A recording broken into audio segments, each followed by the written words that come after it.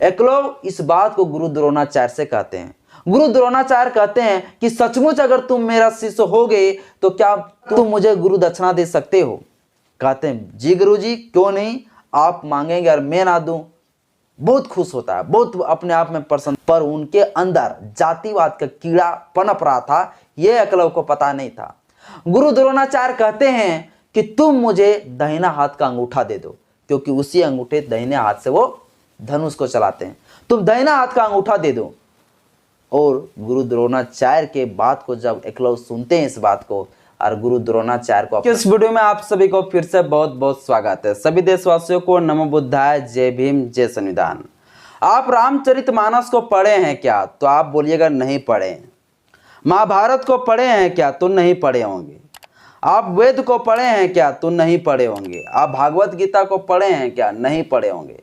हमारे देश के जो 85% मूल निवासी है ना, उनमें से 10% भाई लोग जो है पढ़े होंगे, पर 90% लोग जो है नहीं पढ़े होंगे। क्योंकि एक दौर था जिस दौर में जो है ये धर्म ग्रंथ किताब को पढ़ने का अधिकार ही नहीं था। जब हमारे लोग पढ़ते थे, जब ज्ञान लेना चाहते थे तो उनका जीभ काट लिए जाते थे, उनका जो है कान में शीशा उबला तेल डाल दिए जाते थे, उसे आंख निकाल दिए जाते थे। वो इस समय का दौर था। पर जब बाबा साहब अम्बेडकर का संविधान आया, जब सभी लोग को पढ़ने का अधिकार मिला, तो हमारे लोग क्या इस धर्म ग्रंथ किताबों को पढ़ते हैं, तब तक जो है पूरी तरह से देश के 85% मूल निवासियों को पर SC ST OBC के दिमाग में जो है कचरा भर दिया गया, उनके दिमाग में जो है गोबर भर दिया गया, इसे धर्म का जाल में फंसा लिया गया, ताकि ये लोग पूरी तरह से इस किताब को बिना देखे बिना पढ़े जो है इस किताब को, इस धर्म ग्रंथ किताब को एक पवित्र ग्रंथ मान ले, जिस किताब को, जिस ग्रंथ को एक दिन उल्टा के पलटा के देखा भी नहीं हो, एक अक्षर पढ़ा भी नहीं हो, एक पेज पढ़ा भी नहीं हो, पर उस किताब को जो है बहुत बड़ा पवित्र ग्रंथ मान लेते हैं। और भागवत गीता, रामचरितमानस, महाभारत, वेद सभी लोग अपने अपने घर में जो रखे होंगे, इसका सुबह सुबह आरती, सुबह सुबह जो है इसमें अगरबत्ती दिखाते होंगे, पूजा करते होंगे इस किताब को। लेकिन वही किताब, जिस किताब में जो है आपके बारे में, आपके परिवार के बारे में घटिया घटिया किस्म के चीज़ें लिखा गया हो, जिसमें मारने, काटने, वध करने की बात कहा गया हो, जातिवाद पूरी तरह से उस किताब में आपके बारे में बताया गया हो। आप रामचरितमानस देखते होंगे, महाभारत देखते होंगे टीवी में, सीरियल में, आप ही के बारे में घटिया घटिया चीज़ें दिखाई जाती है, पर वो चीज़ आप तर्क नहीं लगा पाते, क्योंकि आपका दिमाग वो पूरी तरह से वो कब्जा कर लिया। ब्राह्मणवाद जो आपका दिमाग को कब्जा कर लिया है। साथियों, इसी प्रकार से महाभारत के अंदर एक बहुत बड़ा जो जातिवाद दिखाया जाता है, जो द्रोणाचार्य एकलव्य का अंगूठा मांग लेते, क्योंकि एकलव्य अनुसूचित जनजाति से थे, इसलिए क्योंकि वो बहुत ज़्यादा तेज धनु विद्या का ज्ञान प्राप्त कर लेते हैं, इसलिए उसका अंगूठे ही काट लिए जाते हैं। पूरी उस इतिहास को बताने वाला हूँ, वो जो महाभारत में जिस प्रकार से लिखा गया है सब कुछ बताऊंगा। इससे पहले मैं आपसे अपील करता हूँ, मेरे यूट्यूब चैनल में पहली बार आए हैं तो चैनल को सब्सक्राइब करें, बेल आइकन पर प्रेस करें। हर वीडियो अच्छा लगे साथियों तो लाइक करने बिल्कुल भी ना भूलें, क्योंकि आपका लाइक ही मुझे मोटिवेट करता है। महाभारत का श्लोक है 39 से 55 के बीच में, इसी में जिक्र किया गया है गुरु द्रोणाचार्य और एकलव्य के बारे में। द्वापर युग का समय था साथियों, द्वापर युग का समय था। उस समय एक बहुत बड़ा जो है, अभी के समय के में बोल सकते हैं प्रयागराज के निकट, प्रयागराज के सामने जो है एक बहुत बड़ा राज हुआ करता था, जिस राज का नाम तो आपको लिख देना चाहता हूँ, श्रृंगवेरपुर। ये जो है प्रयागराज के निकट एक राज हुआ करता था, और इस राज का जो है राजा जो थे, उस राजा का नाम था हिरण्यधनु। और यही जो हिरण्यधनु थे, उसका ही पुत्र का नाम था एकलव्य। ये जाति से क्या थे? अगर वर्ण के आधार पर देखा जाए तो अति शूद्र समुदाय से थे, आदिवासी समुदाय से ये थे, आदिवासी समुदाय से। जाति में अभी से भील कह सकते हैं, अभी वंश में इसे भील कहा जाता है, और संवैधानिक तरीके से इसे अनुसूचित जनजाति कहते हैं। ये भील समुदाय को। तो ये अति शूद्र समुदाय से थे, आदिवासी समुदाय से थे। एकलव को बहुत शौक था, क्योंकि एक आदिवासी समुदाय के लोग तीर धनुष चलाते हैं, आप लोग को पता है। तो तीर धनुष चलाने का इसे बहुत ज्यादा शौक था, और तीर धनुष का जो विद्या ग्रहण करने का जो है बहुत ज्यादा इसे शौक रहता है। तीर धनुष चलाने का जो सीखने का ये बहुत प्रयास करते हैं, अभ्यास करते रहता है। तीर धनुष अच्छा से चलाने के लिए सीखना चाहते हैं।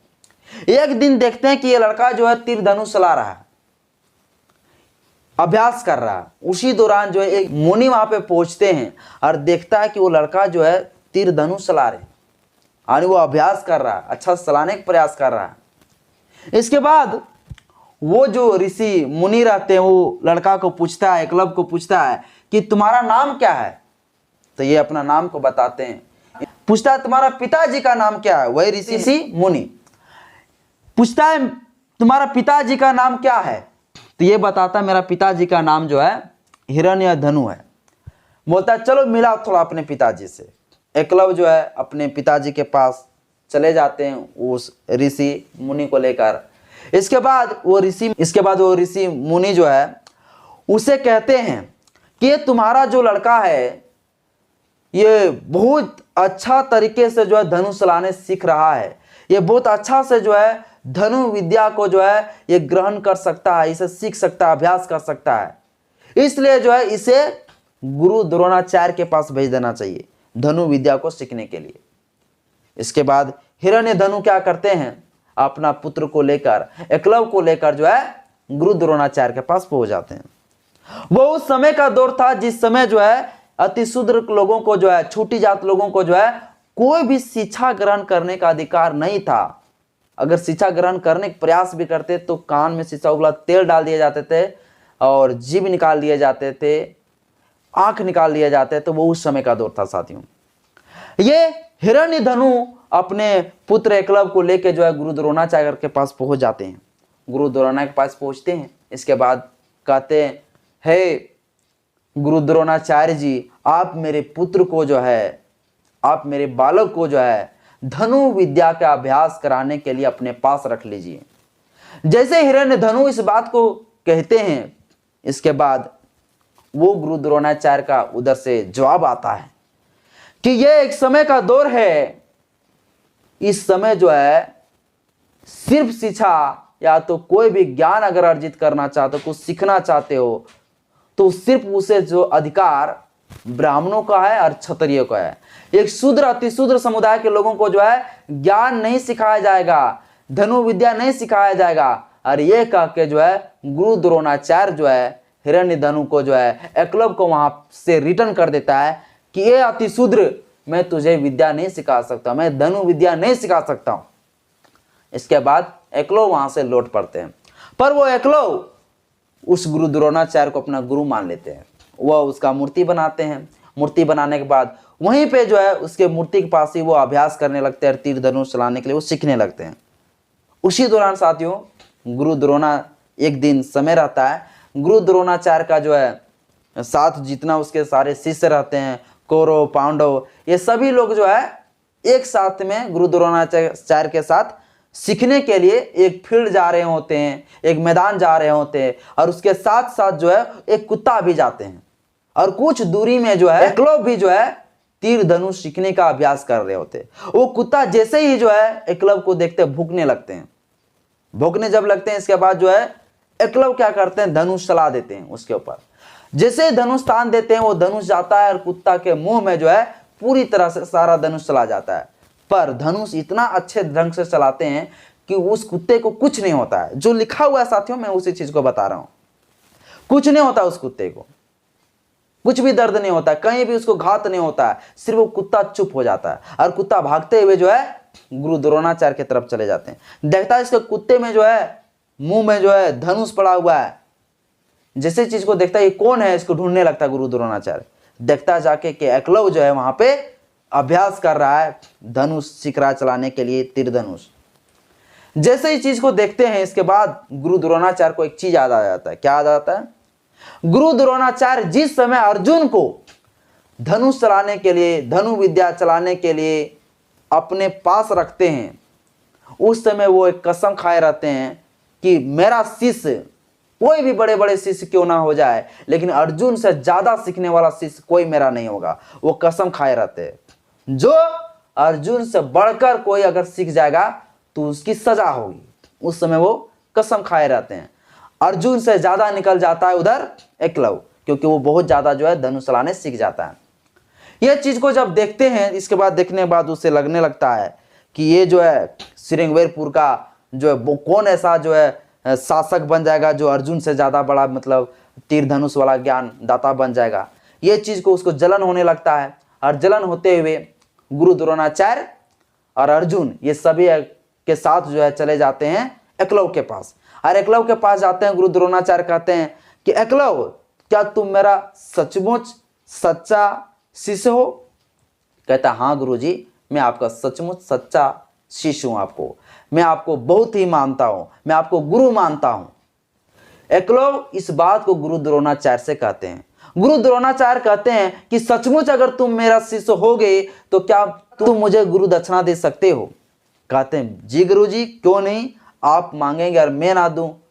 बहुत खुश होता है, बहुत अपने आप में बहुत ज्यादा जो खुश रहते हैं, क्योंकि एक गुरु जी जो उसे मना कर दिए रहते हैं कि मैं तुझे विद्या नहीं सिखाऊंगा, धनु विद्या नहीं सिखाऊंगा, और वो खुद आके अगर गुरु दक्षिणा मांगे तो कितना बड़ा मतलब खुशी की बात था।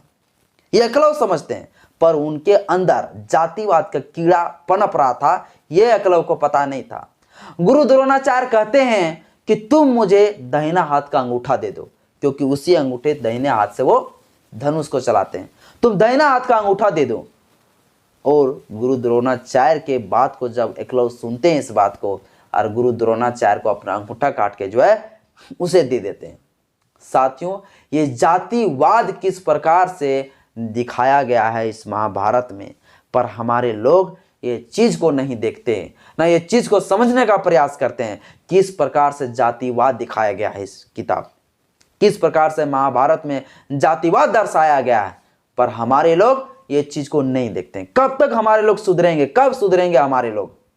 इस किताब को मैं नहीं मानता हूं कि पूरी तरह से सच्ची घटना होगा, और वो काल्पनिक ही होगा, पर काल्पनिकों में भी हम इस देश के मूल निवासियों के बारे में इतना घटिया घटिया चीजें लिखा गया है, ये कहीं भी शोभा नहीं देता है। और हमारे देश के 85% मूल निवासी इस धर्म ग्रंथ किताबों को पूजा करते, इसे मानते हैं, और इसी के पीछे पूरा तरह से पड़े रहते हैं, जिसका एक अक्षर एक श्लोक कुछ भी नहीं पढ़ा हो।